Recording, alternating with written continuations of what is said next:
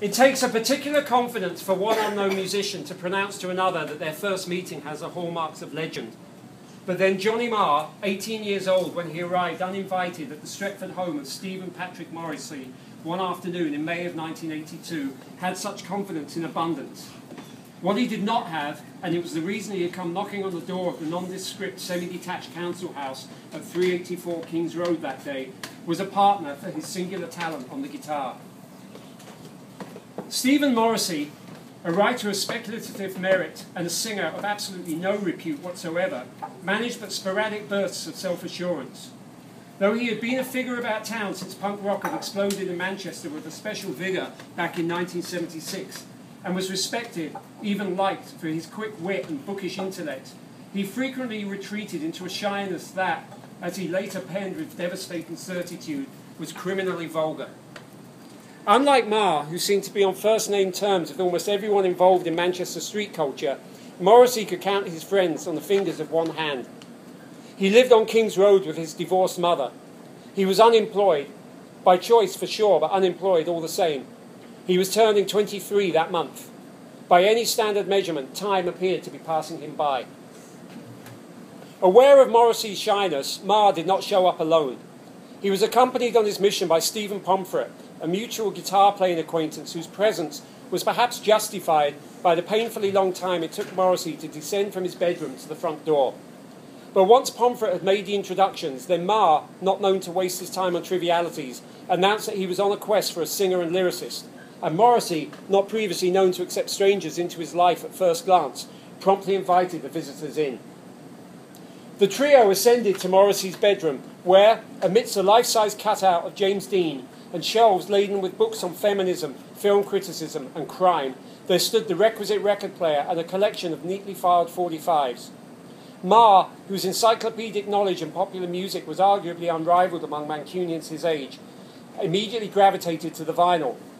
And Morrissey, whose own outspoken opinions on the form had seen him ascend from letter writer to concert reviewer of the weekly music papers over the years, invited his guest to play something.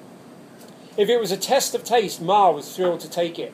The singles were heavy on the 1960s girl pop that he himself had been busy accumulating on recent trips to second-hand stores.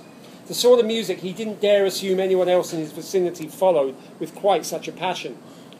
Bypassing Sandy Shaw and the Shangri-Las, much though he liked the British pop star and especially the New York girl group, he instead pulled out a rare 1966 flop single by the Marvelettes on Tamla Motown.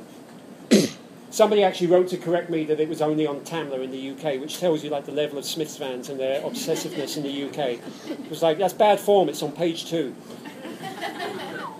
It was an American jukebox copy with the centre hole punched out, and it didn't specify the A-side.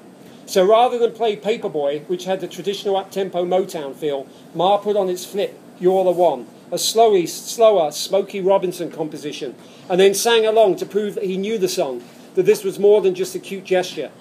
Morrissey was impressed. Marr later said that he felt that was the moment that initiated their friendship.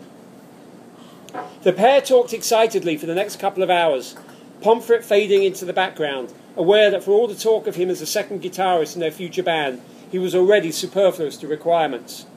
Morrissey and Marr, so different in age, dress sense, social skills, and various other interests, quickly bonded over that which they had in common, music. A journey that took them from the present day back to Patti Smith and the New York Dolls, then to David Bowie and T-Rex, to the Stooges and the Velvet Underground, and on through 60s girl pop, to a love for rockabilly advertised by their matching retro quiff haircuts. As they sat there in Morrissey's bedroom, they spoke of seeing their own names on a record label, not just as artists but as composers. That Morrissey had but a handful of half-formed lyrics currently to his name, or that Marr had never completed the song to his own satisfaction, mattered little. They could sense in each other a shared sense of purpose and dedication, of craftsmanship and intellect. To borrow a phrase from more of their influences, Lou Reed describing his and Andy Warhol's work ethic with the Velvet Underground, neither of them was kidding around. Johnny Marr had a reference point all his own for their meeting. He had recently watched a documentary that detailed how, way back in 1950, a 16-year-old lyricist had knocked on the door of a fellow teenage pianist with a view to forming a songwriting partnership. The pair had gone on to become one of the most successful in popular music. It was the account of this unscripted meeting that had given Marr the inspiration to visit the mysterious Morrissey in the first place. and so he couldn't help himself. "Hey," said Johnny, "this is just how Lieber and Stoller met.